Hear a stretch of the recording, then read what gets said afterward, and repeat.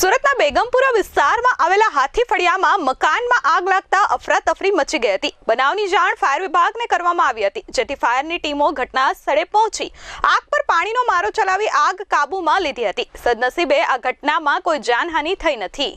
સુરતના બેગમપુરા વિસ્તારમાં આવેલા હાથી ફળિયામાં ગ્રાઉન્ડ +2 માળના બંધ મકાનમાં આગ લાગી હતી। શોર્ટ સર્કિટથી મકાનમાં આગ લાગી હતી અને મકાનમાં આગ પ્રસરી જતા આખું મકાન આગની ઝપેટમાં આવી ગયું હતું, જેથી મકાનમાં રહેલા જરીના ફિરકા, મીટર પેટી, વાયરિંગ, કપડાં, સિલાઈ મશીન તેમજ પ્લાસ્ટિકના રોલનો જથ્થો સળગી ગયો હતો। બીજી તરફ બનાવની જાણ ફાયર વિભાગને કરવામાં આવી હતી, જેથી ફાયર વિભાગની ટીમે ઘટના સ્થળે જઈ આગ પર કાબુ મેળવ્યો હતો। મકાનમાં આગના કારણે આસપાસ આવેલા 3 જેટલા મકાનમાં પણ આગની જ્વાળા લાગતા નુકસાન થયું હતું, જેમાં એક મકાનમાં વાયરિંગ તેમજ ટોયલેટના દરવાજા, પાણીની પાઇપલાઇનને નુકસાન થયું હતું, જ્યારે અન્ય એક મકાનમાં બારી બારણા અને વાયરિંગ સળગી ગયા હતા।